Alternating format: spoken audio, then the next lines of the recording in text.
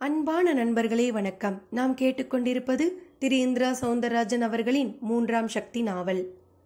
போன பகுதியில் ரிக்ஷாக்காரனையும்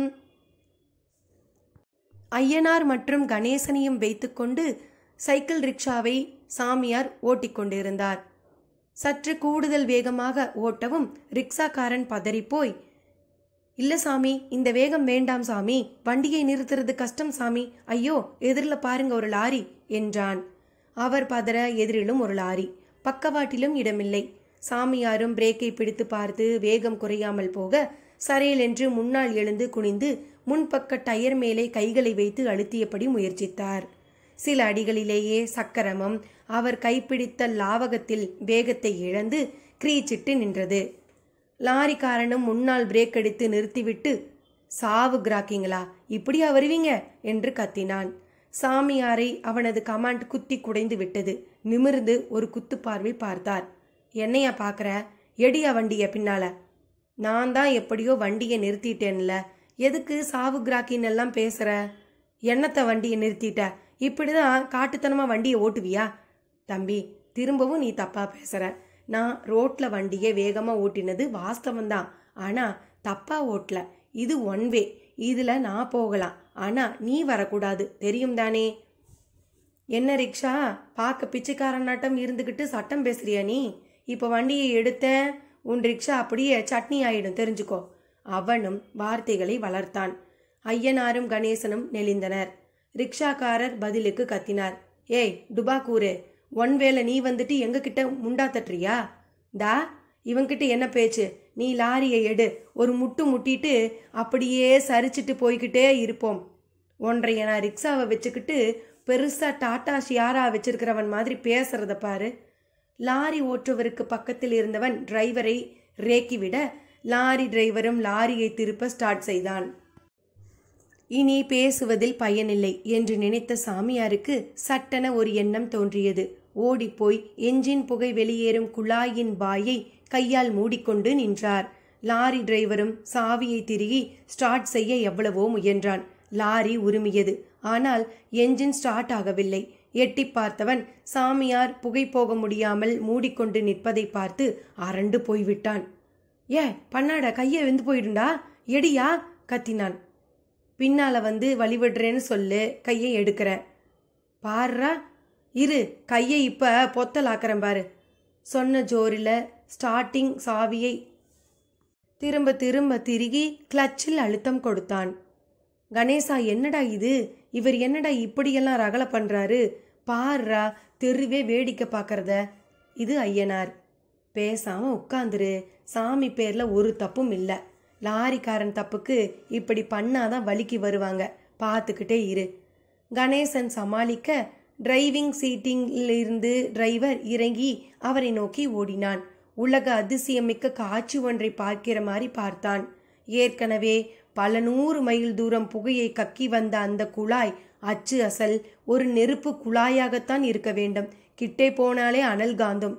அது எப்படி இந்த ஒல்லிக்குச்சி கிழவர் சர்வ சாதாரணமாக அடைத்து கொண்டிருக்கிறார்? ஒருவேளை சூடேறவில்லையோ? அதற்கும் வாய்ப்பில்லையே. வெறிக்கும் அவனுக்குள் கண்ணா பின்னாவென்று குழப்பம். சாமியார் ஒரு மாதிரி சிரித்தார். சிரித்தபடியே கையை விலக்கினார். டிரைவர் விலக்கிக் கொண்டு கையை ஒரு பார்வை பார்த்துவிட்டு தானும் தொட்டு பார்க்கும் ஆசையோடு கையை அழுத்தமான குழாய் துவாரத்தின் மேல் வைத்து பார்த்தான். அடுத்த நொடி கையை உஷ்ணம் தாக்கிவிடுவதோடு அவனை பின்னோக்கி தள்ளியது. சாமியார் சிரித்தார். அவன் கையை பார்த்தான். அதில் வட்ட வடிவத்தில் தோல் கருத்து உப்பு நீரோடு சேர்ந்து ஒரு கொப்புளமாகவே உருவாகிவிட்டிருந்தது. ஆனால் சாமியார் படு சகஜமாக இருந்தார். அவர் கையில் லேசாய் புகைக்கருப்பு மட்டும் ஒட்டியிருந்தது. அவன் அந்த நொடியே மிரண்டு போக தொடங்கினான். என்னப்பா நாக்கு நீளமானவனே, என்ன பார்க்கிற? உன்னை சுட்ட நெருப்பு என்னை சுடலையேன்னு தானே? ஆமாம், எப்படி எப்படி? அவன் கேள்வியில் விழ ரிக்ஷாக்காரரும் ஐயனாரும் கணேசனும் ரிக்ஷாவை விட்டு இறங்கி ஓடி வந்து சாமியாரை நோக்கி கும்பிட்டவர்களாய், சாமி போதும் சாமி, கிளம்புங்க சாமி, தெருவே வேடிக்கை பார்க்குது பாருங்க என்று கெஞ்சினார்கள். லாரிக்காரனும் பிரமிப்புடன் போய் லாரியில் ஏறி அமர்ந்து அதை பின்னால் எடுத்துச் செல்ல திரும்பவும் ரிக்ஷா முன்னேறியது.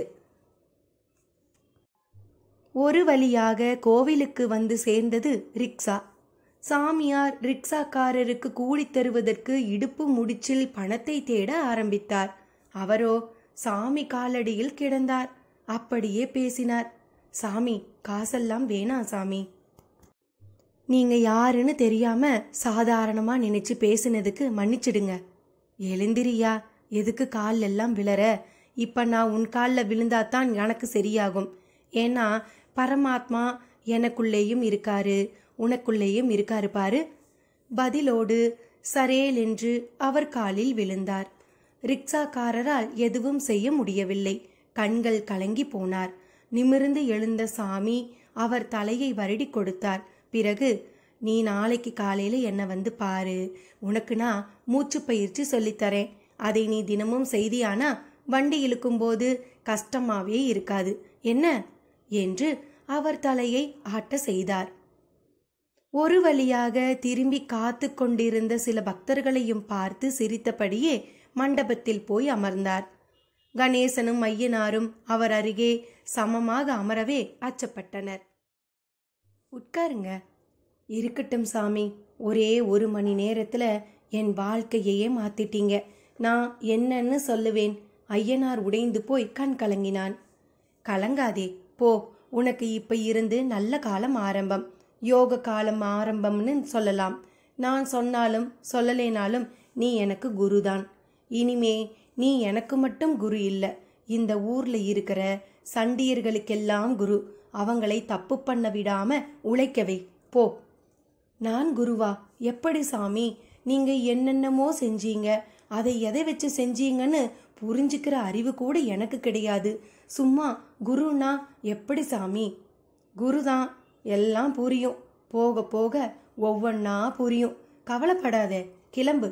இந்த நிமிஷம் பணத்தோட அந்த பங்காருங்கிறவன் உன்னை சந்திக்க கிளம்பி இருப்பான். அந்த பணத்தை வாங்கி உன் முதலாளி கிட்ட திருப்பி கொடு. அப்படியே அந்த தலைவனை, அதாவது அந்த முத்துலிங்கத்தையும் பார்த்து பேசு. இனி நீ எது பேசினாலும் அவன் கேட்பான்.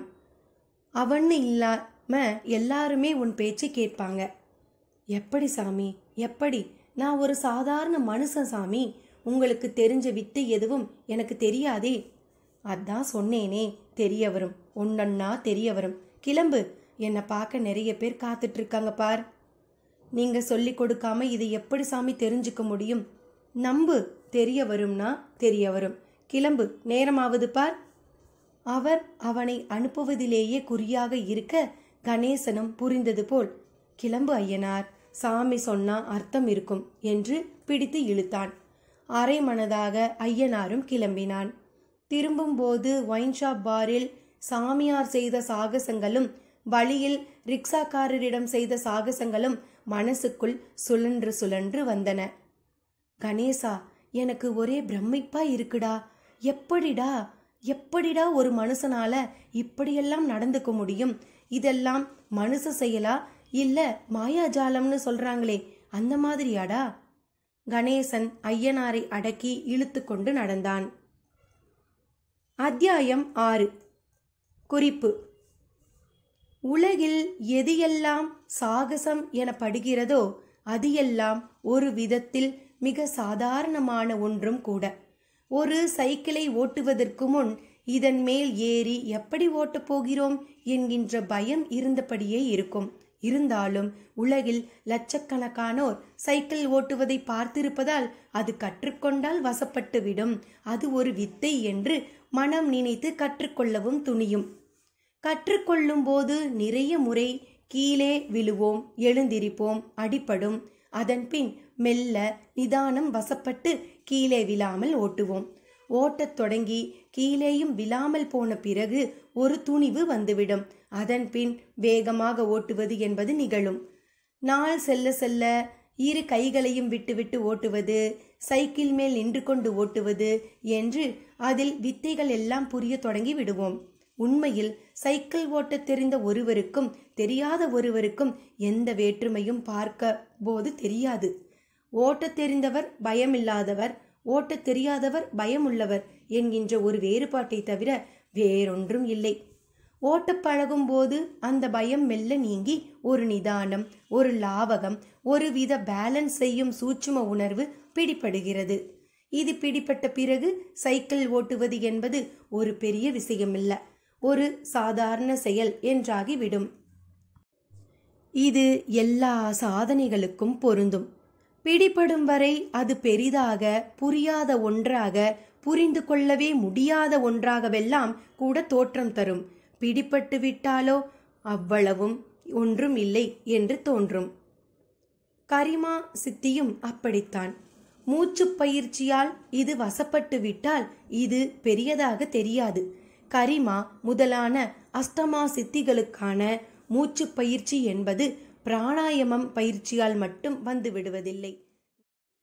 நமது சரீரத்தில் தொப்புளுக்கு அருகில் கண்டமூல தாரணை என்று ஒரு பாகம் உள்ளது. உடம்பின் சர்வ நாடிகளின் மூலாதார பகுதி இது. இதை உணர்ந்து நமது மனதை அங்கே ஒருநிலைப்படுத்த பழக வேண்டும்.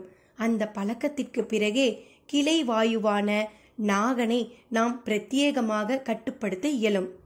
நாகனை கட்டுப்படுத்தி இயக்க கற்றுக்கொண்டு விட்டால் உடல் பாறை போல் கனப்பதிலிருந்து பிறரால் துளியும் அசைத்து பார்க்க முடியாத ஸ்திரமான அசையா நிலைக்கு உள்ளாவது வரை எல்லாம் சாதாரணமாகிவிடும். இந்த நிலைக்கு நாம் சென்றுவிட்டால் ஒரு மரத்தையே பிடுங்கி எறியும் வல்லமையுள்ள புயல் காற்றாலும் கரிமா புரிபவரை அசைக்க முடியாது. இனி கதைக்குள். சர் சர் என்று அம்பு போட்டது போல ஐயனார் வீட்டு முன் ஜீப்புகளும் கார்களும் வந்து நிற்க அதிலிருந்து திபுதிபுவென்று பலர் இறங்கினார்கள். குறிப்பாக பான் பராக்கை சதாம் என்றபடி கழுத்தில் ஒரு தாம்பு கயிற்றின் கணத்துக்கு தங்க சங்கிலி அணிந்திருக்கும் முத்துலிங்க தாதாவும் அதில் இருந்தான். அவனை சுற்றி அவன் அடி வருடிகள். அதில் பிரதானமாய் பங்காரு. பங்காரு முன்னால் நடந்தபடி முத்துராமலிங்கத்தை பார்த்து கொண்டே சொன்னான். அவர்களை பார்த்து தெருவே புற்றுப்பாம்புகளைப் போல உள்ளடங்கி விட்டது. தெருவில் ஈ காக்கை இல்லை. ஐயனார் வீட்டில் ஐயனாரின் அம்மா கன்னியம்மாள் கிழிந்த துணிகளை தேய்த்து கொண்டிருக்க 3 சகோதரிகளும் ஆளுக்கொரு வேலையாக இருந்தனர். திபுதிபுவென்று முத்துலிங்கம் வருவதை பார்த்து மூர்ச்சிரைக்காத குறையாக அவனை பார்த்தனர். அம்மா, குருசாமி இல்லீங்களா? முத்துலிங்கத்துக்கு முன்னால் வந்த பங்காரு கையை கட்டிக்கொண்டு மிக பணிவாக கேட்டான். சில நேரங்களில் வில்லன்கள் இப்படி பணிவின் சிகரமாய் நடிப்பது கூட ஒரு மேனரிசம் தானே. மூத்தவள் சகுந்தலா அவன் நடிப்பதாக நினைத்து கொண்டு மருண்டு கண்களோடு, நீங்க யாரை கேட்கிறீங்க என்றாள். நம்ம தம்பியை தானுங்க. அவர் பணத்தை கொடுக்க வந்திருக்கோம். அப்படியே அண்ணன் தம்பியை பார்க்க ஆசைப்பட்டுட்டாரு. அவன் பேச்சோடு ஐயனார் திருட்டு கொடுத்த தோல் பையை மிக பணிவாக அவர்கள் முன் நீட்டினான். அந்த நிமிஷம் ஒரு புலி எதற்காக இப்படி பூனை வேஷம் போடுகிறது என்கின்ற கேள்விதான் அவர்களுக்குள். அந்த பையை கை நீட்டி வாங்கக்கூட பயமாக இருந்தது. வாங்கிக்கோங்க, இதுல 50,000 சில்லறை இருந்துச்சு, அப்படியே திருப்பி கொடுத்துட்டோம், வாங்கிக்கோங்கம்மா, பங்காரு கெஞ்சினான். முத்துலிங்கமோ அந்த ஓட்டை வீட்டை பார்வையால் அளந்து கொண்டிருந்தான். வாய்ப்பாட்டுக்கும் பான்பராக்கை ரைஸ் கிரைண்டர் கணக்காய் அரைத்து கொண்டே இருந்தான். வாங்கிக்கமுங்கம்மா. அவனிடம் மீண்டும் குலைவு. நீங்க திருப்பி தரீங்களா? கன்னியம்மாள் எப்படியோ அந்த கேள்வியை மட்டும் கேட்டே விட்டாள். ஆமா அம்மா, நாங்களேதான். எங்களுக்கு இனிமே தம்பிதான்மா எல்லாம். இந்த பணம் மட்டுமில்ல, நாங்க இனி வாங்க போற எல்லா தண்டல் பணமும் கூட தம்பிக்கு தான். அது பார்த்து எங்களுக்கு எவ்வளவு கொடுக்குதோ அதை நாங்க வாங்கிக்கிறோம். கன்னியம்மாளுக்கு பகீர் என்றது. கத்தி போய் வாள் வந்த கதையாக என்ன இதெல்லாம், ஏன் இவர்கள் இப்படி பேசுகிறார்கள் என்று குழம்பி போனாள். தன் 3 பெண்களையும் திருப்பி பார்த்து, உள்ளார போங்கடி என்றாள் வேகமாக. ஏதோ ஒரு விபரீதம் நடக்கப் போகிறது என்றது அவளது உள்ளுணர்வு. அவனோ பரிதாபமாக முகத்தை வைத்துக்கொண்டு அவளை பார்த்தான். அவனுக்கு பின்னால் புதர் போன்ற தாடி மீசையுடன் கைலி கட்டும் கோடு போட்ட பட்டன் போடாத சட்டையுமாய் பல ரவுடிகள். சிலர் கையில் அரிவாள் இருந்தது. ஒருவன் ஒரு நூலை சுற்றி சுற்றி அவிழ்க்கிற மாதிரி சைக்கிள் செயினை சுற்றி சுற்றி அவிழ்த்து கொண்டிருந்தான். அதே சமயம் வீட்டுக்கு சொற்ப தூரத்தில் ஐயனாரும் கணேசனும் வந்து கொண்டிருந்தனர். ஐயனார் நடந்து வரும்போதே ரிக்ஷாவை இழுக்கும் போது சாமியார் இழுத்து மூச்சை பிடித்தது மாதிரி செய்து பார்த்து கையையும் ஆவேசமாக வீசி பார்த்து கொண்டே வந்தான். என்னடா பண்ற? சாமி மூச்சு பிடிச்சு வண்டியை இழுத்தாருல்ல, அதான் செஞ்சு பார்த்தேன். அடேங்கப்பா, பார்த்தேன் நீ கத்துக்கிட்டியாக்கும். அவர் அதை கத்துக்க எங்கெல்லாம் போனார் தெரியுமா? எங்கெல்லாம்? எனக்கு தெரிஞ்சு அவர் போகாத மலை இல்லை. குறிப்பா இமயமலையில மட்டும் சாமி பல வருஷம் இருந்திருக்காரு. குளிர் ஆளை சாப்பிடுற இடம் அது. அங்கேயே சாமி கோவணத்தோடு தான் இருந்திருக்காரு தெரியுமா? அப்படியா? எனக்கு என்னமோ அவர் எனக்குள்ள பூந்துக்கிட்டு மூச்சை இழு விடுன்னு சொல்ற மாதிரியே இருக்கு. இருக்கும் இருக்கும், அதான் உன்னையே தன் குருன்னு சொல்லிட்டாரே. அதாண்டா புரியல கணேசா. வெளியில யார்கிட்டையாவது சொன்னா சிரிக்க மாட்டாங்க? அவன் கேட்க, நிச்சயமா என்று கணேசனும் சிரிக்க, லாரி ஒன்று ஸ்டார்ட் ஆகாமல் சிலரால் தள்ளப்பட்டு கொண்டிருந்தது. லாரி நிறைய இரும்பு கிராதிகள், கர்டர்கள். தள்ள முயற்சிப்பவர்களோ எண்ணி 4 பேர். அவர்களும் வியர்த்து ஒழுகி போயிருந்தனர்.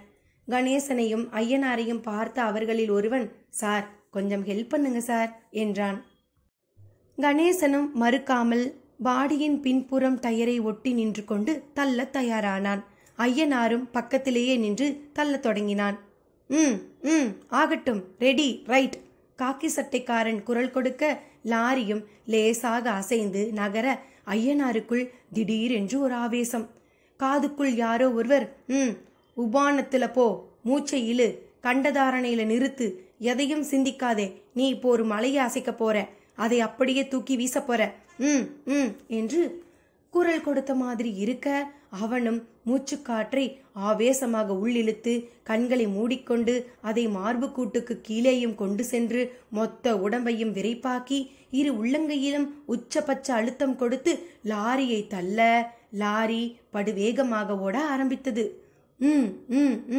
காதுக்குள் தொடர்ந்து உற்சாகப்படுத்தும் ஒரு குரல் ஒலித்து கொண்டே இருந்தது.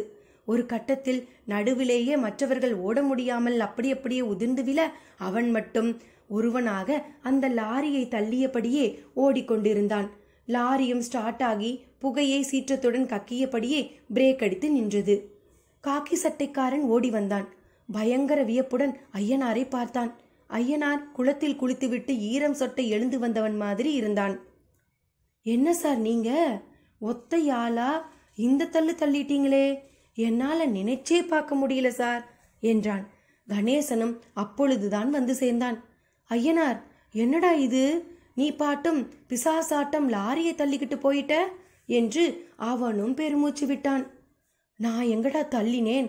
என் காதுக்குள்ள ஒருத்தர் உட்கார்ந்துட்டு மூச்சை இழு, உபானத்துல போ, கண்டமூலாதாரணத்துல மனசை வெயினெல்லாம் சொல்ற மாதிரி இருந்தது. நானும் பிடிச்சு ஒரே தள்ளு. ஆனா அது இப்படி இவ்வளவு வேகமா ஓடும்னு எனக்கே தெரியல. ஐயனார் சொல்லி முடிக்க லாரிக்காரன் ஒரு நன்றியோடு புறப்பட்டு போனான். ஆனால் கணேசன் முகத்தில் ஒரு புதுவித சிந்தனை. கணேசா, என்ன யோசனை? ஒண்ணுமில்லடா, சாமி சொன்னது எப்படி நடக்க போகுதுன்னு யோசிச்சுக்கிட்டே இருந்தேன். இப்ப நீ பேசினதை கேட்ட பிறகு புரிஞ்சு போச்சு. என்ன புரிஞ்சிருச்சு? டேய், நீ ரொம்ப கொடுத்து வச்சவன்டா. எனக்கு பல வருஷமா சாமியை தெரியும். ஆனா அவரோட கருணை எனக்கு இந்த நொடி கிடைக்கல. ஆனா நீ அப்படி இல்லடா. அவர் உனக்குள்ள பரிபூர்ணமா நிரம்பிட்டாருடா. இது என்னடா உளறல்? உளறலா? சத்தியம்டா. 5-6 பேரால ஒரு அங்குலம் அந்த லாரியை தள்ள முடியல. ஒரே ஒருத்தன் 100 மீட்டர் ஓட்டப்பந்தயக்காரன் மாதிரி ஓடி தள்ளினியே. இன்னும் புரியல உனக்கு? அப்ப காதுல கேட்ட குரல் அவரோடது தானா? அந்த ஆராய்ச்சி இப்ப எதுக்கு? அதான் சொல்லிட்டாரே, போக போக எல்லாம் புரியும்னு. இன்னும் எவ்வளவு இருக்கோ? கணேசன் வியர்க்க ஐயனாரிடமும் ஆழ்ந்த சிந்தனை. வியர்வை வலித்து போட்டுக்கொண்டே தொடர்ந்து நடந்து தெருமுனைக்கு வந்தபோது சிலீர் என்றது. வீட்டு வாசலில் கார்களும் ஜீப்புகளும் பயமுறுத்தின. ஐயனார், சாமி சொன்ன மாதிரி அந்த பங்காரு வந்துட்டான்னு நினைக்கிறேன், வாடா சீக்கிரம். இருவரும் வேகமாக நடந்தனர். தெருவில் காக்கை இல்லை. எல்லாம் வந்திருக்கும் கோஷ்டியின் எதிரொலி. கணேசா, பயமா இருக்குடா. அந்த பங்காரு வீட்ல யாரையும் எதுவும் பண்ணாம இருக்கணுமாடா. பயப்படாம வா, உன்னை நம்பு, சாமியை நினைச்சுக்கோ, வா சீக்கிரம். கணேசனிடம் நடை ஓட்டமாகியது. அவர்கள் வருவதை ரவுடி பட்டாளமும் பார்த்தது. அண்ணியே, குருஜி வந்துட்டாரு என்று ஒருவன் அலறினான். உள்ளே வீட்டு வாசல்படி அருகிலேயே அந்த முத்துலிங்க தாதா ஒரு நாட்காலியை போட்டு உட்கார்ந்திருந்தான். பங்காரு அருகில் நின்று கொண்டிருந்தான். வாசற்படியில் கன்னியம்மாள் நின்று கொண்டிருந்தாள். ஐயனார் வரவும் அவள் பதட்டமடைய தொடங்கினாள். ஐயா, வாயா, எங்கய்யா போயிட்ட? என்னையா நடக்குதீங்க? இவங்கெல்லாம் அரை மணி நேரமா உனக்காக வந்து உட்கார்ந்துட்டு இருக்காங்கய்யா. மகனை பார்த்து பதறினாள். ஐயனாரும் பங்காருவையும் முத்துலிங்கத்தையும் பார்த்தான். முத்துலிங்கம் பச்சை பாம்பு இரையை விழுங்கும் முன்பு கூர்மையாக பார்க்கின்ற மாதிரி ஐயனாரை பார்த்தான். கணேசன் துணிச்சலாக பேச ஆரம்பித்தான். என்ன பங்காரு, எங்க வந்த? என்னண்ணே தெரியாத மாதிரி கேட்குறீங்க? நம்ம குருக்கிட்ட அடித்த பணத்தை கொடுத்துட்டு போகதானே வந்திருக்கோம். வந்து அரை மணி நேரம் ஆச்சுன்னு அம்மா சொல்கிறாங்க. பணத்தை கொடுக்க வந்தா கொடுத்துட்டு போகிறதுக்கு என்னையா? அரை மணி நேரம் இங்கே என்னையா வேலை உங்களுக்கு? தலைவர் குருஜியை பார்த்து பேசணும்னார், அதான். பங்காரு பணிவாகத்தான் பதில் சொன்னான். அடிப்பட்டவன் பிளாஸ்திரி கட்டெல்லாம் போட்டிருந்தான். ஆனால் முத்துலிங்கமோ எந்த பதட்டமும் இல்லாமல் ஒரு பான்பராக் பொட்டலத்தை பிரித்து உள்ளங்கையில் கொட்டி அதை ஊதியபடி இருந்தான். என்ன விஷயம்? ஐயனார் துணிவை வரவழைத்து கொண்டு முத்துலிங்கம் முன் நிமிர்ந்தான். முத்துலிங்கம் முன்னால் யாரும் இப்படியெல்லாம் கேள்வி கேட்டு விரைப்பாக நின்றதில்லை. அவனது வரலாறு அப்படி. கிட்டத்தட்ட 20 கொலைகள், 40 வழக்குகள், பல வருஷ சிறைவாசம், உடம்பிலும் ஏகப்பட்ட தழும்புகள், அதில் முகத்தில் இடது கன்னத்தில் 1. பான்பராக்கை வாயில் போட்ட முத்துலிங்கமும் அந்த தழும்பை விரலால் நிரடியபடியே ஐயனாரை பார்த்தான். கேட்கிறேன்ல, என்ன விஷயம்? ஐயனாரும் போலி தைரியத்தில் பிடரியை உசுப்பினான். முத்துலிங்கம் நிதானமாக பக்கத்திலேயே வாயில் போட்ட பான்பராக் எச்சிலை புருட் என்று துப்பிவிட்டு கையையும் தட்டிவிட்டு கொண்டு எழுந்தான். ஐயனாருக்கு அடிவயிற்றை பிரட்டத் தொடங்கியது. கேள்விப்பட்டேன், உன்னை பற்றி நிறையவே கேள்விப்பட்டேன் என்று முத்துலிங்கமும் பேச்சை ஆரம்பித்தான். அதுக்கு பாராட்டிட்டு போக வந்தேன்பா. ஒரு ஆள், ஒரே ஒரு ஆள், அதுவும் பத்தலும் தொத்தலுமான ஒரு கிழட்டு ஆள். என் ஆளுங்களை அடிச்சு பஞ்சராக்கி இருக்கான்னா அதுக்கு நிறைய தில்லு வேணுமில்ல? அதைய பாராட்ட வேணாம்? முத்துலிங்கம், உன் பாராட்டை தூக்கி உடப்புல போடு. இப்ப இடத்த காலி பண்ணு. அவசரப்படுறிய நைனா, இது ரொம்ப ஆபத்து. எனக்கா உனக்கா? ஐயனார் நறுக்கென்றுதான் கேட்டான். முத்துலிங்கத்திடம் யாரும் இப்படி வசனம் பேசியதும் இல்லை. அவன் மீசை துடித்தது. மீண்டும் கன்னத்து பருவை தேய்த்து விட்டு கொண்டவன் கோபத்தை அடக்கிக் கொண்டான். செயற்கையாகவும் சிரித்தான். சிரித்தபடியே, நீ ரொம்ப அவசரப்படுற. இந்த ஊர்ல உன்ன மாதிரி ஒருத்தன் இருக்கிறது எனக்கு தெரியாம போயிடுச்சு. மதிச்சு உன் வீடு தேடி வந்திருக்கிற எங்கிட்ட நீ இப்படி திமிரா பேசுறது கொஞ்சமும் நல்லா இல்ல ஐயனார் என்ற முத்துலிங்கம் தன் கூட்டத்தை பார்க்க அவர்கள் அவசரமாக ஒதுங்கி இருவரும் தனியாக பேச வழி செய்து கொடுத்தனர். உன் வீரமும் வித்தையும் வீண் போக கூடாதுன்னு தான் உன்கிட்ட ஒரு ஒப்பந்தம் பண்ணிக்க வந்திருக்கேன். என்னை பார்த்து பயந்த என் ஆளுங்களை உன்னை பார்த்தும் பயப்பட வச்சுட்ட. அப்படிப்பட்ட நீயும் நானும் சேர்ந்து நின்னா இந்த ஊர் மட்டுமல்ல, இந்த நாடே நம்மளை பார்த்து பயப்படும். எலெக்ஷனில் போட்டி போடாமல் எம்எல்ஏ ஆகி மந்திரியாகி சென்ட்ரல் கவர்மெண்ட்டுக்கு கட்டுப்பட்டவங்களா இந்த நாட்டை ஆளலாம். தன்னிச்சையாக நாம் இந்த நாட்டையே ஆட்டி வைக்கலாம். தினம் தினம் காலடியில் பணம் கொட்டும். இப்படி ஒரு ஒப்பந்தத்தை நான் போட்டுக்க மாட்டேனோன்னு பல மந்திரிங்களே ஏங்கிக்கிட்டு இருக்காங்க. ஆனால் அவங்கள நான் பெருசாக நினைக்கல. உன்கிட்ட இருக்கிற வித்தையத்தான் பெருசாக நினைக்கிறேன். என்ன சொல்கிற? அவன் கேள்வி அவனிடம் முடிந்தாலும் பார்வை கன்னியம்மாள் மேலேதான் முடிந்தது. அவள் கதறினாள். ஐயனார், வேண்டாண்டா, இவங்க சாகவாசமே வேண்டாம். இவங்க உன்கிட்ட அப்படி எதை கண்டுடா பயப்படுறாங்க? அம்மா, நீங்க சும்மா இருங்க. ஐயனார் பத்தி உங்களுக்கே தெரியாது. அவன் 11 வருஷம் படாத பாடுபட்டு பல சித்திகளை அடைஞ்சவன். சுண்டு விரலால ஒரு யானையை சாச்சிடுவான். ஆனா இதை ரொம்ப ரகசியமா வச்சிருந்தான். எனக்கு உண்மை தெரிஞ்சிருந்தாலும் வெளியே சொல்லக்கூடாதுன்னு சொல்லிட்டான். இன்னைக்கு இவன் மேலேயே கை வைக்கவும் இவனால சும்மா இருக்க முடியல. அதான் இவங்கெல்லாம் இப்படி வீட்டுக்கே வந்து காலில் விழறாங்க. கணேசன் கன்னியம்மாவை கட்டி போட சாமர்த்தியமாக ஒரு பொய்யை சொல்லிவிட்டு முத்துலிங்கத்திடம் வந்தான். இதோ பார், நீயும் உன் கூட்டமும் திருந்தணும். நீங்க உழைச்சு வேலை செஞ்சு பிழைக்கணும். அதுக்காகத்தான் உயிரோட விட்டு வச்சிருக்கோம். நீ இப்படி வந்து பேரம் பேசுறதுக்காக இல்ல. நான் மாற மாட்டேன், இப்படியே தான் இருப்பேன்னா உனக்கும் உன் கூட்டத்துக்கும் என் நண்பன் ஐயனார் சார்பா ஒரு எச்சரிக்கை செய்யறேன். அவ்வளவு பேரும் வருஷ கணக்குல கோமாவுல படுக்கையா இருக்கும்படியாயிடும். இதுதான் முதலும் கடைசியுமான எங்க பதில். இப்ப நீ இடத்த காலி பண்றியா? கணேசன் பேச்சோடு அவனது காரை நோக்கி கையை காட்டினான். முத்துலிங்கம் முகம் சூம்பி போய்விட்டது. கண்ணில் செவ்வரியும் ஓடியது. இடுப்பில் ஒளிந்திருந்த பிச்சுவா கத்தி என்னை எடுத்து ஒரே செருகு செருகி விடு என்கின்ற மாதிரி உணர்ந்தவன் கையை கூட அங்கே கொண்டு சென்றான். அது தெரிந்த பங்காரு மின்னல் வேகத்தில் இறங்கினான். தலைவா, வேண்டாம். துப்பாக்கி தோட்டாவாலேயே இவங்களை எதுவும் செய்ய முடியாதுங்கிறது தான் உண்மை. நீங்க பிச்சுவாவை எடுத்து குத்தப்போய் பதிலுக்கு குருஜி அட்டாக் பண்ணா அவர் சொன்ன மாதிரி கோமாதான். பேசாம வந்துடுங்க. பேச்சோடு கையை பிடித்து இழுத்து கொண்டு நடந்து சென்றான். ஜீப்களும் கார்களும் சீற்றமுடன் திரும்பி ஓடத் தொடங்கின. தெருவெங்கும் புழுதி மூடியது. கன்னியம்மாள் குழம்பி போயிருந்தாள். ஓடி வந்து ஐயனாரை கட்டிக்கொண்டு, ஐயா, என்னடா நடந்துச்சு? சாமியாரை பார்க்கறதுக்கு தானே போனீங்க. கணேசன் உன்னை பத்தி என்னவெல்லாமோ சொல்றானேடா, என்னடா விஷயம் என்று சட்டையை உலுக்கினாள். தெருவும் மெல்ல வெளியே வந்து ஆச்சரியமாக பார்த்தது. அம்மா, உள்ளார போய் பேசுவோம், எல்லாரும் பார்க்கறாங்க பாரு என்று கணேசன் ஐயனாரையும் அவளையும் அழைத்து கொண்டு உள்ளே சென்றான். ஐயனாரின் அக்காக்களும் வந்து நிற்க நடந்ததை எல்லாமும் வரிவிடாமல் சொல்லி முடித்தான். அப்ப இதெல்லாம் அந்த சாமியாரால வந்த மாற்றங்களா? சகுந்தலா பெருமூச்சோடு மோவாய்க்கு கையை கொண்டு போனாள். ஆமாக்கா, அவர் பெரிய யோகி. வர்மம், சிலம்பம், சித்துன்னு பல விஷயம் அவருக்கு அத்துப்படி. ஆனா அதையெல்லாம் இது நாள் வரை வெளிக்காட்டாமலேயே இருந்தார். ஐயனாரை பார்க்கவும் பரிதாபப்பட்டு அதுல கொஞ்சம் வித்தையை காட்டினார்.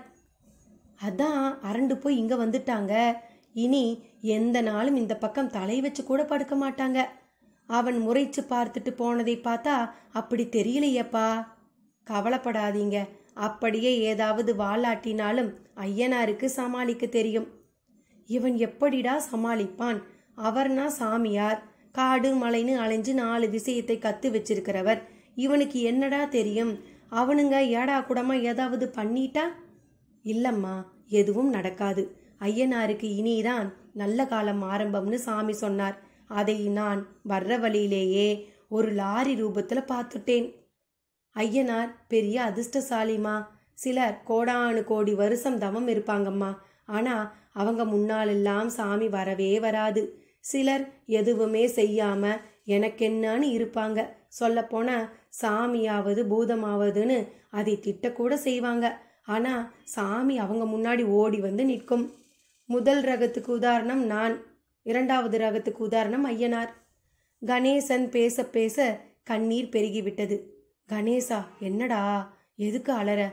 என்னால் அழாம இருக்க முடியலடா. உன்னை பார்த்தா எனக்கு பொறாமையா கூட இருக்குடா.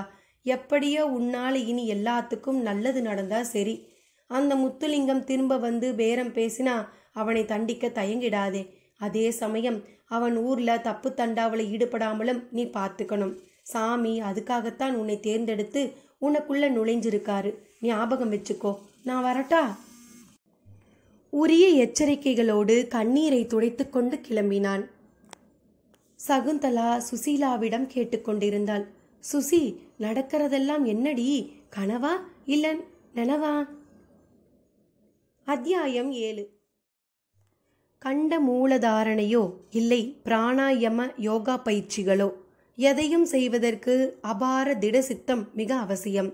இது இல்லாத நிலையில் இந்த யோகமும் சித்திகளும் வெறும் கற்பனையாய் நம்ப முடியாத ஒன்றாகவே தோற்றம் தரும். திடசித்தம் என்பது மனம் சார்ந்தது. எவர் ஒருவருக்கு மனதில் சலன சஞ்சலங்கள் இல்லையோ அவருக்கு திடசித்தம் சாத்தியம். ஒரு இடத்தில் திடசித்தத்தில் தியானத்தில் அமர்ந்துவிட்டால் மலைப்பாம்பே வந்து சுற்றி வளைத்தாலும் மனதை கண்ட மூலத்திலிருந்து விலக்கக்கூடாது. இப்படிப்பட்டவர்கள் உடலில் ஒரு மயிர்காலளவு அசைவு கூட இருக்காது. இப்படிப்பட்டவர்கள் மட்டுமே மூச்சு பயிற்சியில் முன்னேறி உள் உடற்கூறு பற்றிய ஞானத்திலும் விரிவடைந்து உறுப்புகளையும் தன்னிசையாக ஆட்டுவிக்க முடியும். இப்படிப்பட்டவர்கள் எந்த ஆதாரமும் இன்றி அந்தரத்தில் பத்மாசனத்தில் அமரலாம். நீரின் மேலும் மூழ்காமல் மிதக்கலாம். பாம்பு புற்றே கட்டினாலும் அதனால் செயலிழக்காமல் தியானத்தில் நீட்டிக்கலாம். விஷத்தை குடித்து அதை உடலில் செயல்படுத்த விடாமல் தடுக்கலாம். பார்வையால் ஒரு ஈரத்துணியை கூட நெருப்பால் எரிக்கலாம். ஒரு படி மேலே போய் நேத்திர கலரி போல எதிரில் உள்ள மிக திடமான பொருளை கூட அசைத்து வீழ்த்தலாம். உலகின் பௌதீக விதிகள் இவர்களிடம் அடிபட்டு போகும். இது சத்தியம், நிச்சயம். இனி கதைக்குள்.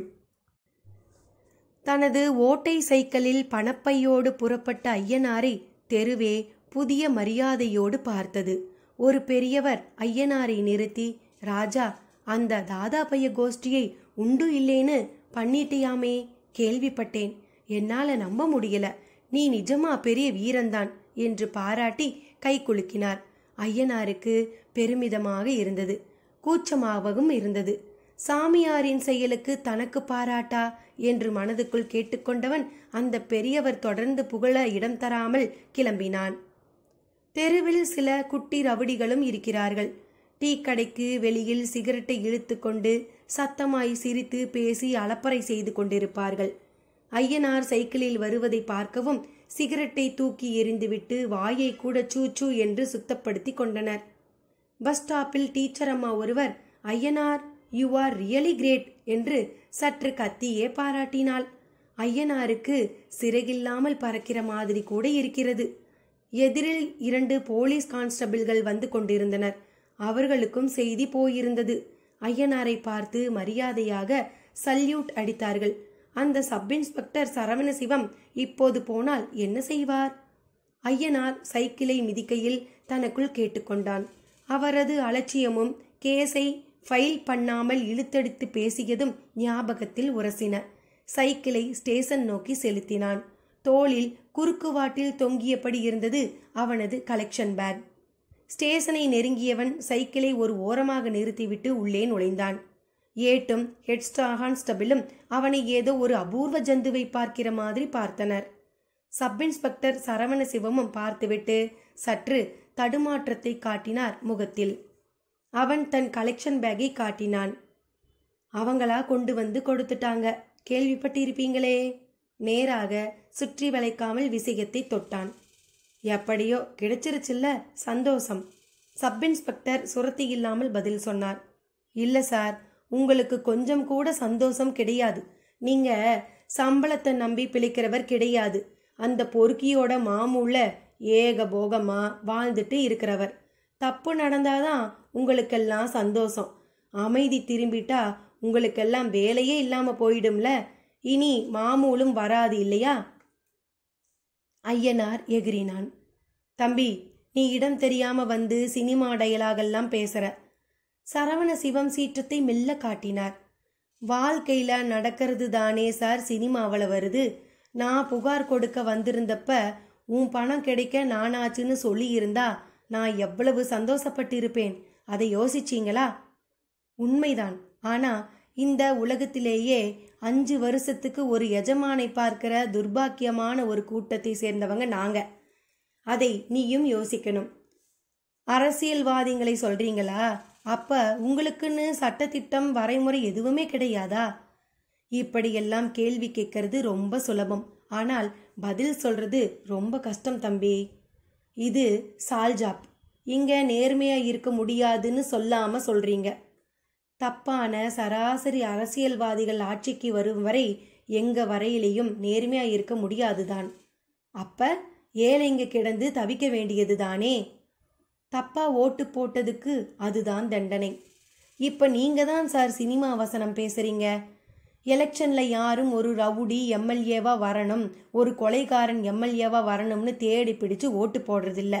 அவங்களுக்கு போடுவோம், இருக்கிறதுல இவர் பெட்டர், இவர் ஏதாவது நல்லது செய்யறாரான்னு பார்ப்போம்னு நம்பிதான் ஓட்டு போடுறாங்க. ஞாபகம் வச்சுக்கோங்க. எப்படியோ மக்கள் ஓட்டு போட்டு பொறுப்புக்கு வர்றவங்க சொல்றது கேட்டு ஆட வேண்டியதுதான் எங்க கடமை. அது புரிஞ்சா சரி. ஆமா, இந்த முத்துலிங்கம் என்ன பொறுப்புல இருக்கான்னு அவனை கண்டுக்காம இருக்கீங்க? பொறுப்புல இருக்கிறவங்களுக்கு வலது கையா இடது கையா இருக்கிறவங்களும் பொறுப்புல இருக்கிறவங்க தானே தம்பி. இப்ப கூட எனக்கு ஒரு தகவல் வந்தது. இந்த தொகுதி எம்எல்ஏ தான் மந்திரியா இருக்காரு. கூடிய சீக்கிரம் அவர் உன் வீட்டுக்கு வந்து உன்னை பார்க்க போறதாகவும் நீயும் அவர் வருவார்னு காத்துட்டு இருக்கிறதாகவும் எங்களுக்கு தகவல் வந்திருக்கு. அப்படி வந்துட்டா உனக்கும் நான் கட்டுப்பட்டவன் தான். இல்லைனா இந்த ஸ்டேஷன்ல இப்படி ஆவேசமா பேச விடுவேனா? ஒரு பொய் கேஸ் போட்டு உள்ளார தள்ளிட மாட்டேன். சப் இன்ஸ்பெக்டர் சொன்னது ஐயனாரை ஒரு வினாடி திக்குமுக்காட வைத்தது. மந்திரி வந்து பார்க்க போகிறார் என்பது அவனே எதிர்பார்த்திராத ஒன்று. பலமான திடுக்கிடலோடு சப் இன்ஸ்பெக்டரை பார்த்தான். அப்படின்னு உங்களுக்கு யார் சொன்னது? யார் சொன்னா என்ன, நடக்கத்தான் போகுது. அப்ப அந்த மந்திரி கிட்ட சொல்லி நியாயம், நேர்மை, தர்மம், சத்தியம் இவைகளையெல்லாம் காப்பாற்ற சொல்லணும் நீ. குறிப்பா நாங்க பரிபூர்ண சுதந்திரத்தோடு யாருடைய குறுக்கீடும் இல்லாம செயல்பட இடம் கிடைச்சா போதும். அடுத்த 10வது நிமிஷம் இந்த ஸ்டேஷன் செல்லுக்குள்ள அந்த முத்துலிங்கம் கோஷ்டி மட்டும் இல்லை, ஊருக்குள்ளே இருக்கிற ஒரு கேப்மாரி கூட வெளியே இருக்க மாட்டாங்க. இங்கே தான் இருப்பாங்க. யாருக்கும் இடுப்புக்கு கீழே சக்தியே இருக்காது. சப்பையை கலட்டிடுவேன். சரவண சிவத்திடம் ஆழமான கோபம் பளிச்சென்று தெரிந்தது. ஐயனாருக்கும் அதற்கு மேல் அவரிடம் பேச மனமில்லை. திரும்ப தொடங்கினான். ஒரு நிமிஷம். அவர்தான் அழைத்தார். திரும்பினான். ஏதோ பயங்கரமான வித்தையெல்லாம் உனக்கு தெரியுமாம். நீ உத்து பார்த்தாவே காகிதம் கூட பத்திக்குங்கிற மாதிரி அந்த ரவுடி பசங்க சொன்னாங்க. என்னால நம்ப முடியல. ஒருவேளை நமக்கு தெரியாம இருக்கலாம்னு நினைச்சுக்கிட்டேன். அவ்வளவு வித்தை தெரிஞ்ச நீ நேரா அவங்க கிட்ட போய் 2ல் 1 பார்க்காம இங்கே எதுக்கு புகார் கொடுக்க வந்தேன்னு நான் தெரிஞ்சுக்கலாமா? அவர் நியாயமான கேள்வியை தான் கேட்டார். அவனுக்கும் திணறியது. கற்பனையில் கூட இப்படியெல்லாம் நடப்பதற்கு இடமில்லை என்று பல நேரங்களில் பேசுவோம். ஐயனாரும் பேசியிருக்கிறான். அதுதான் முதலில் அவனது நினைவுக்கு வந்தது. அதை எப்படி இவரிடம் வார்த்தைகளால் விவரிக்க முடியும்? மீறி விவரித்தாலும் நம்புவாரா? சிரித்தான். உலகில் சிரிப்பை போல பல பொருள் கொண்ட ஒரு உணர்ச்சி வெளிப்பாடு எதுவும் இருக்க வாய்ப்பில்லை. சரவண சிவமும் அந்த சிரிப்புக்குள் ஏதோ ஒரு ஆழ்ந்த பொருள் இருப்பதாக நினைத்து கொண்டார். அவனும் அந்த சிரிப்புக்கு அர்த்தம் என்ன என்று அவர் கேட்டுவிடுவதற்கு முன் கிளம்பிவிட வேண்டும் என்று கிளம்பினான். சைக்கிளில் அவன் ஏறி செல்வது வரை பார்த்து கொண்டிருந்த ஏட்டிடம் முணுமுணுப்பு. சித்து வேலை தெரிஞ்ச ஆளுங்கள்னாலே கொஞ்சம் பித்துக்குளிங்கள்னு தான் இருப்பாங்க போல இருக்கு என்றபடியே கன்னத்தில் போட்டுக்கொண்டார். சரவண சிவத்தை அவர் கருத்து உரசியது. என்னையா சொல்ற? அது வந்துங்க சார், தம்பி சிரிச்சதுக்கு பின்னால பல அர்த்தம் இருக்குதுங்க. அதெல்லாம் நமக்கு புரியாதுங்க. இப்படித்தான் சிங்கம்பட்டியில ஒரு சாமியார் பிச்சை எடுத்து தாங்க சாப்பிடுவார். அதுவும் எச்சி சோறு போட்டா தாங்க சாப்பிடுவார். உட்காத்தி வச்சு விருந்தே போட்டாலும் புறங்கையால தள்ளி விடுவார். ஏங்க அப்படின்னா சிரிப்பாரு. அவருக்கு எச்சி சோறு போட்டவனெல்லாம் இப்ப லட்சாதிபதியா குபேரனா இருக்காங்க. தம்பி சிரிச்சப்ப எனக்கு அந்த ஞாபகம்தான் வந்துச்சு. நீ என்ன சொல்ற? அவன் என்னை ஆழம் பார்த்திருக்கான்னு தான் நினைக்கிறேன். நீ புதுசா ஒரு சாமியாரை பத்தி சொல்லி எச்சி சோறு விருந்துன்னு குழப்பறியா? அப்படி இல்லை சார். அதே சமயம் ஒரு விஷயம். இனி தம்பியை அவன் இவனெல்லாம் மரியாதை இல்லாம கூப்பிடாதீங்க. நான் இப்ப சொல்றேன், நல்லா கேட்டுக்கோங்க. இனி இந்த ஊர் எப்படி மாறப்போகுதுன்னு பாருங்க.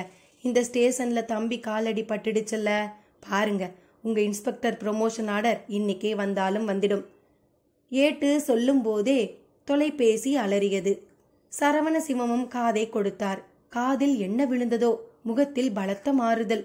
ரிசீவரை வைத்துவிட்டு, யோ உன் வாய்க்கு சக்கரதாயா போடணும் என்றார். என்னங்க விஷயம்?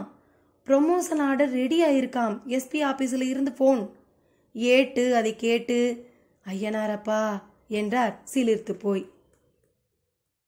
வசூலுக்காக பழையபடி நகை கடைகளுக்கு போன போது ஐயனாரை பார்த்து கடை முதலாளிகள் பெரியதாக கும்பிட்டார்கள்.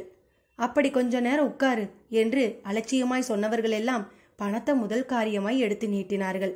சாமி, இன்னும் நீங்க இந்த வேலையை பார்க்கத்தான் வேணுமா என்றும் கேட்டார்கள். பதில் சொல்லாமல் பணத்தை வாங்கி கொண்டு கிளம்பினான் ஐயனார். சிலர், தம்பி எங்க ஞாபகமா இதை வச்சுக்கோங்க என்று ஒரு மோதிரம், வெள்ளி டம்ளர் என்று நீட்டினார்கள். மறுத்தபோது கையில் திணித்தார்கள். கர்வமாக கூட இருந்தது. இது எதில் போய் முடியுமோ தெரியவில்லையே என்று கவலையாகவும் இருந்தது. திரும்பும் வழியில் ஒரு இடத்தில் ஒரே கூட்டம். என்ன என்று பார்த்தபோது பகீர் என்றது. போர் போடுவதற்காக தோண்டிய 50 அடி ஆழ குழி ஒன்றில் சின்ன குழந்தை ஒன்று விழுந்து அலறிக்கொண்டிருந்தது. மேலே இருந்து பார்த்தபோது குழந்தையின் தலை மட்டும் தெரிந்தது. எல்லோரும் ஐயனாரை பார்க்க அதில் சிலருக்கு அவன் பிரதாபம் தெரிந்தது. தம்பி, நீங்க தான் தம்பி காப்பாத்தணும். போலீஸ்ல இருந்து எல்லாருக்கும் தகவல் கொடுத்திருக்கோம். யாரையும் காணோம். உள்ளார ஆக்சிஜன் கம்மிங்கிறதால குழந்தைக்கு மூச்சு திணறல் வேற. குழந்தையின் தந்தை கையை கட்டிக்கொண்டு அழுதார். ஐயனாரும் எட்டி பார்த்தான். நீ நல்லா மாட்டிக்கிட்டேடா என்று ஒரு குரல் அவனுக்குள் அவனை வார சட்டென்று சாமியாரைத்தான் முதலில் நினைத்தான். சாமி, என்னை நல்லா மாட்டி விட்டுட்டீங்களே. சாமி, நான் இப்ப என்ன பண்ண என்று தனக்குத்தானே பேசிக்கொண்டான். சட்டென்று காதுக்குள் ஒரு மெல்லிய குரல். கவலைப்படாம பக்கவாட்டில் ஒரு குழியை தோண்டு. அப்பப்ப காற்ற உள்ள இழுத்து குழிக்குள்ள ஊதிக்கிட்டே இரு. கண்ட மூலதாரணையில மனசை முதல்ல நிறுத்து. சுத்தி இருக்கிற எல்லா விஷயங்களையும் இருந்தும் உன் கவனம் களையட்டும். கண்ட மூலதாரணையில மனசுக்கு வஞ்ச நிலையில பஞ்ச வாயுக்களையும் உள்ளிழுத்து உன்னால இப்ப உமிழ முடியும். அதுல ஆக்சிஜன்கிறத உயிர் ஆதாரமான வாயுவை இப்போ உன்னால அதிகம் உமிழ முடியும். அதே சமயம் பிராணபலம் கொண்ட கார்பன் டை ஆக்சைடு, அதாவது அபான வாயுவை உனக்குள்ள சூட்சும நாடியில நிரப்பு. அதனால உன் கைகளுக்கு பலம் அதிகரிக்கும். அது வேகமா குழிய தோண்ட உதவி செய்யும். ஐயனார் தனக்குள் ஒலித்த குரலை தொடர்ந்து உடனே செயலில் இறங்க தொடங்கினான். அருகில் ஒரு பெரிய இரும்பு குழாய் இருந்தது. அதன் உட்பாகத்தில் தலையை நுழைக்கலாம். அவ்வளவு பெரிய துவாரம் இருந்தது. அந்த குழாயை கையில் எடுத்தவன் போர் குழிக்கு 10 அடி தூரத்தில் அதை கொண்டு பூமியை குடைய ஆரம்பித்தான். இரு கைகளாய் குழாயை பிடித்து கொண்டு பூமியில் அதை அமுக்கினான். கூரான கடப்பாறை முனைகளையே நெம்பியும் ஆட்டியும் தான் பள்ளம் தோண்ட முடியும். ஆனால் குழாயோ அவனது பலத்தின் முன்னால் அதற்கு அவசியமே இல்லாதபடி அப்படி பூமியில் இறங்கியது. கூட்டமே கண்களை காது வரை விரித்து வைத்துக்கொண்டு அந்த காட்சியை பார்த்தது. ஐயனார் உடல் குளித்த மாதிரி வியர்த்து விட்டது. ஒரு கட்டத்தில் சட்டையை கழற்றி எறிந்தவன் அப்படியே படுத்து குழிக்குள் தண்ணீரை உமிழ்வது போல காற்றை ஊதினான். ஒரு சுழல் காற்று சுழலும் இடத்தில் குப்பை செத்தைகள் பறப்பது போல அங்கே புழுதி கிளம்பினாலும் அவனது வாயில் இருந்து வெளியேறிய காற்று கீழே குழியில் இருக்கும் குழந்தை வரை போய் அதற்கு ஏற்பட்ட மூச்சு திணறலை முதலில் போக்கிற்று. துவண்டு போய் அழக்கூட இயலாத நிலையில் இருந்த அந்த குழந்தை அன்னார்ந்து பார்த்தது. திரும்பி வந்தவன் திரும்பவும் குழாயை அமுக்கி அசைத்து விட்டு சுற்றி இருப்பவர்களின் சிலரை பார்த்தான். அவர்கள் புரிந்தது போல அந்த குழியில் நெகிழ்ந்து போன மண்ணை மளமளவென்று வாரத் தொடங்கினர். பல வீடுகளில் இருந்து அண்டா குண்டாக்கள் எல்லாம் படையெடுத்து வந்து அவை எல்லாமும் மண்ணை வாரிக்கொண்டு விலகி சென்றன. ஒரு நிமிடத்தில் 1 அடி என்று குழி ஆழமாகிக் கொண்டே போனது. புத்திசாலித்தனமாக அதை அப்படியே வளைத்து வளைகுழியாக்கி கொண்டே போனான் ஐயனார். ராட்சசன் ஒருவன் குழி தோண்டினால் எப்படி இருக்குமோ அப்படி இருந்தது. பார்ப்பவர்களிடம் மிரட்சி. ஒரு கட்டத்தில் வேடிக்கை பார்ப்பவர்கள் என்றே ஒருவர் கூட இல்லாமல் எல்லோரும் ஆளுக்கொரு கை கொடுக்க குழியும் குழந்தை இருக்கும் இடத்தை சமீபத்தது. 2 பேர் இறங்கலாம் அளவிற்கு 1 மீட்டர் விட்டத்தில் சேர்ந்த ஒரு இன்ஜினியர் பல நாட்கள் முயன்று தோன்றியது போல உருவாகிவிட்ட அந்த குழிக்குள் ஒரு கட்டத்தில் பொறுமையை இழந்த குழந்தையின் அப்பாவே இறங்கினார். அதன் அடிபாகத்தில் இருந்து படுத்தபடியே குழந்தையை நோக்கி கையை நீட்டினார். அந்த பெண் குழந்தையின் கொத்தான தலைபாகம் கையில் உரச முடிக்கற்றைகளை ஆவேசத்துடன் ஒன்றாக திரட்டி அப்படியே குழந்தையை மேலே தூக்கினார். குழந்தை மயங்கி விட்டிருந்தது. காற்றும் தாராளமாகி விட்டதால் மூச்சு திணறல் சுத்தமாக இல்லை. எல்லோரும் கைத்தட்டினார்கள். ஒரு 10 பேர் குளித்தது போல வியர்வையில் இருந்த ஐயனாரை அப்படியே தோளுக்கு தூக்கி ஆரவாரம் செய்தார்கள். குழந்தை மேலே வந்த நொடி ஐயனார் குழந்தையை வாங்கி மடியில் போட்டுக்கொண்டு காதுக்குள் ஒலிக்கும் குரலுக்கு ஏற்ப இடது மூக்கு துவாரத்தால் மூச்சை உள்ளிழுத்து மெல்ல வாய்வழியாக குழந்தைக்கு முகத்தில் ஊதி அதற்கு பிராண சக்தியை ஏற்றிக்கொண்டே போனான். கூட்டம் ஒரு அபூர்வ காட்சியை பார்க்கிற மாதிரி வேடிக்கை பார்த்தது. குழந்தையும் 3வது நிமிடமே கண்களை திறந்து விழித்தது. அப்பாக்காரர் தம்பி என்று அமர்ந்திருந்த ஐயனாரை கழுத்தோடு சேர்த்து கட்டிக்கொண்டார். நடுவில் உய் உய் என்று சைரன் சப்தம். தீயணைப்பு படை வீரர்களின் லாரியும் ஜீப்பும் அங்கே பிரவேசித்திருந்தன. திபு திபுவென்று அவர்களும் குதித்து ஓடி வந்து சுற்றி நின்று கொண்டனர். வந்தவர்களில் கமாண்டிங் ஆபீசர் பொறுப்பில் இருந்தவர் குழியை பார்த்து பிரமித்து போயிருந்தார். தம்பி, ஒரு ஆளா குழியை தோண்டி குழந்தையை காப்பாத்திட்டாரா? நாங்கெல்லாமோ ஒத்தாசை பண்ணினோம். ரியலி இது ஒரு மிராக்கிள் ஒண்டர் என்று ஒருவர் ஆபீசரிடம் விளக்கினார். இப்படி ஒரு குழியை இவர் ஒருத்தரே தோண்டினாரா? ஆமா, அதுவும் அதோ கிடக்குது பாருங்க அந்த குழாயால. குழாயை பார்த்த ஆபீசர் அதை நெருங்கி சென்று பார்த்து வியர்ப்பை நெற்றியில் தேக்கினார். நோ, இட்ஸ் இம்பாசிபிள், நம்புற மாதிரி சொல்லுங்க என்றார். அதான் சொல்றோமே, இட் வாஸ் எ மிராக்கிள். கையை பிசைந்துக்கிட்டு நின்னப்போ தம்பி காட்டின வேகம் அசாத்தியம். அவர் சாமானிய மனுஷன் இல்ல, அவருக்குள்ள யானை பலம் இருக்கு. புத்தியிலையும் அவர் ஒரு சூரியன். அப்பப்போ காத்தை ஊதி ஆக்சிஜனும் சப்ளை செஞ்சிட்டாரு. எப்படி எப்படி 10 பேர் இடைவிடாமல் ஒரு பொக்லைனோடு சேர்ந்து போராடினாலே கிட்டத்தட்ட 50 அடி ஆழமுள்ள இந்த குழியை தோண்ட 10 மணி நேரம் ஆகும். ஆனா 1 மணி நேரத்துல தோண்டி இருக்கீங்க, நம்ப முடியலையே. ஆனா நம்பித்தான் சார் ஆகணும். எல்லார்கிட்டையும் கேட்டு பாருங்க. அவர்கள் சொல்ல ஆபீசர் நெற்றியை தேய்த்து கொண்டார். ஐயனார் எழுந்து கையை உதறிக்கொண்டு அவிழ்த்து போட்ட சட்டையை எடுத்து மாட்டிக்கொண்டிருந்தான். ஆபீசர் அவனை நெருங்கி குலுக்குவதற்காக கையை நீட்டினார். அவனோ களைப்போடு சிரித்தான். பளிச் பளிச்சென்று பிளாஸ்கள் வேறு. பத்திரிக்காரர்களும் லோக்கல் டிவி சேனல் கேமராக்களும் முண்டியடித்தன. ஒரு டிவி பேட்டியாளர் ஐயனார் முன் மைக்கை நீட்டினார். சார், இது மனுஷ சக்தியா இல்ல வேற ஏதாவதா? கேள்வி கேட்டார். மனுஷங்க கிட்ட இருந்து வெளிப்படுற சக்தி மனுஷ சக்தி இல்லாம வேற என்ன? இல்ல, உங்ககிட்ட அபூர்வ சக்தி இருக்கிறதா கேள்விப்பட்டோம். இது அதோட வேலையா? என்கிட்ட ஒரு அபூர்வ சக்தியும் இல்ல. உங்ககிட்ட இருக்கிற, இவர்கிட்ட இருக்கிற, அதோ அவர்கிட்ட இருக்கிற சக்தி தான் என்கிட்டையும் இருக்கு. எப்படி எப்படின்னு விளக்கமா சொல்ல முடியுமா? அந்த கேள்விக்கு பதில் அவன் காதில் ஒலித்தது.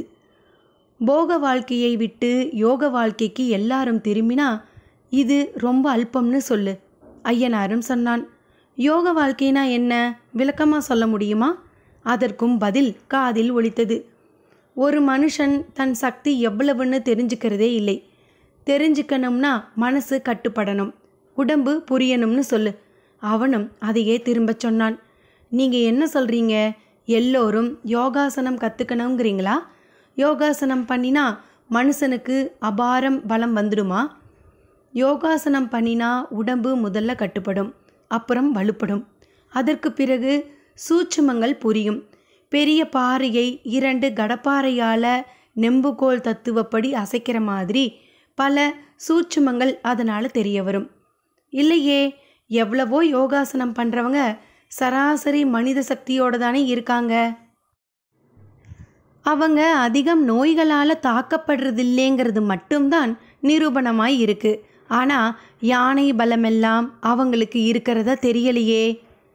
இங்க நீங்க யானை பலம்னு சொல்றது ஒன்றும் நிஜமான யானை பலம் இல்லை. ஒரு குழியை தோண்டினதை இப்படி உலகமாக அதிசயமா நீங்க பார்க்கவும் தேவையில்லை. களைப்பே இல்லாம இடைவிடாம வேலை செய்து முடிச்சதால அப்படி தெரிய வந்திருக்கு. அதுக்காக ஒரு மலையை தூக்க முடியுமானெல்லாம் யுத்தியா கேட்கக்கூடாது. அதே சமயம் யோகத்தால மலையை தூக்கவும் முடியும். அதுக்கு தகுந்த மாதிரி உடம்பு பெருசாகணும், அதாவது விஸ்வரூபம் எடுக்கணும். விஸ்வரூபம் எடுக்க பஞ்சபூதங்களோட உதவி அவசியம். பஞ்சபூதங்களை நாம கட்டுப்படுத்தி ஆள கத்துக்கிட்டா அது சாத்தியம். இதைத்தான் ராமாயணத்துல அனுமன் செய்தார். சஞ்சீவி மலையையும் சாதாரணமா தூக்கிக்கிட்டு பறந்தார். பாரதத்துல கண்ணன் கோவர்தனகிரியை ஒரு சுண்டு விரலால தூக்கி ஆடு மாடுகளை காப்பாத்தினதும் இந்த அடிப்படையில தான். அதை மாயாஜாலம்னும் தெய்வ சக்தின்னு நம்ம புத்தி சொல்றதெல்லாம் ஒரு வித அவசரம். அப்படி பார்த்தா உள்ளங்கையில் அடங்குற ஒரு அணுகுண்டு ஒரு நாட்டையே அழிக்கிறதும் மாயாஜாலம்தான். ஒரு மைப்புள்ளி அளவுள்ள சின்ன விதையில ஒரு ராட்சச சைஸ் மரம் ஒளிஞ்சிருக்குங்கிறதும் மாயாஜாலம்தான். ஐயனார் ஒரு மேடை பேச்சாளன் போல சொல்லிக்கொண்டே போனான். கூட்டம் ஆர்ப்பரித்தது. ஆபீசர் விக்கித்து போயிருந்தார். 3/4 வீசம் பேர் அவன் காலில் விழுந்து கும்பிட்டனர். சில பெண்கள் ஓடி வந்து ஆரத்தி கழித்தனர். சப் இன்ஸ்பெக்டர் சரவணசிவமும் வந்திருந்தார். தூரத்தில் நின்ற நிலையில் அவன் விளக்கங்களையும் கேட்டுக்கொண்டிருந்தார். இறுதியாக ஒரு முடிவுக்கு வந்தார். இவன் சொல்வதில் உண்மை இருக்கிறது, ஆனால் அதை புரிந்து கொள்ளும் சக்திதான் இல்லை. உலகில் விளங்காத புதிர்கள் எவ்வளவோ, இவன் அவைகளை விளங்கி கொண்டவன். விளங்காதவரை ஒற்றை பொய் என்றும் மாய்மாலம் என்றும் அசாத்தியம் என்றும் கற்பனை என்றும் சொல்வதுதான் மனித இயல்பு. விளங்கிவிட்டாலோ அதை சர்வசாதாரணமாக கையாள்வதும் அதே மனித இயல்புதான். முதலில் நீராவி ரயில் என்ஜின் பெட்டிகளுடன் ஊருக்குள் பிரவேசித்த போது அதை பார்த்து இரும்பு ராட்சசன் என்று சொன்னவர்கள்தானே இவர்கள். அதே ரயிலில் இன்று வெடிகுண்டு வைத்தும் கண்டதை கிறுக்கியும் சர்வசாதாரணமாக நினைப்பவர்களும் இவர்கள்தானே. ஒரு சக்தி மெய்ஞானத்தில் இருக்கும் வரைதான் மதிப்போடு பார்க்கப்படுகிறது. விஞ்ஞானத்துக்குள் வந்து விளங்கிவிட்டாலோ அல்பமாகி விடுகிறது. டாய்லெட்டில் உட்கார்ந்து கொண்டு செல்போனில் பேசுவதெல்லாம் பிறகு எதோடு சாத்தியம்? ஐயனார், நீ விளங்காத இந்த உயரத்திலேயே இரு, எதையும் விலக்கிவிடாதே. விளக்கினாலும் இந்த முட்டாள் கூட்டத்துக்கு புரியாது. எனக்கும் புரியவில்லைதான், புரியவும் வேண்டாம். புரிந்தால் அல்பமாகிவிடும். தனக்குள் தீர்மானங்களுக்குள் வந்தவர் கூட்டத்தை பிளந்து கொண்டு ஐயனாரை நெருங்கினார். கேள்விகளால் அடுக்கி அவனை குடைந்து கொண்டிருந்த பத்திரிகையாளர்களையும் டிவிக்காரர்களையும் பார்த்து தூர போகச் சொன்னார். தம்பி களைப்பாயிருப்பாரு, எல்லா கேள்விகளையும் அப்புறமா வச்சுக்கலாம், போங்க போங்க என்று தள்ளினார். நீங்க வாங்க தம்பி. அவனை இழுத்து கொண்டு ஜீப்பை நோக்கி நடந்தார். அந்த கூட்டத்தில் ஒரு மூலையில் கணேசனும் இருந்தான். அவன் கண்களில் ஆனந்த கண்ணீர். சாமியார் சொன்னது அவன் காதுகளில் ரீங்காரமிட்டு கொண்டிருந்தது. நீதான் இனிமே குரு, போ, எல்லாம் தன்னால புரியும், எல்லா வழியும் தானா தெரியும், போ போ. அவர் துரத்தியது இதற்குத்தானா, இந்த அங்கீகாரத்துக்குத்தானா? அவனுக்கு ஏக்கமாக கூட இருந்தது. சாமி, அவனை உங்களுக்கு காட்டியவன் நான். ஆனா என்ன விட்டுட்டீங்களே, என் மேல மட்டும் என்ன கோபம்? மனதுக்குள் உருகி அழுதான். சாமியாரிடமே போய் இது கேள்வியாக கேட்டால் என்ன என்று கூட தோன்றியது. கிளம்பிவிட்டான். கணேசனின் கேள்விக்கு சாமியாரின் பதில் என்ன? ஐயனாரின் சக்தியால் அவனுக்கு நேர்ந்தது என்ன? கரிமா அவனுக்கு வரமா சாபமா? பார்க்கலாம் இறுதி பகுதியில். நன்றி நண்பர்களே.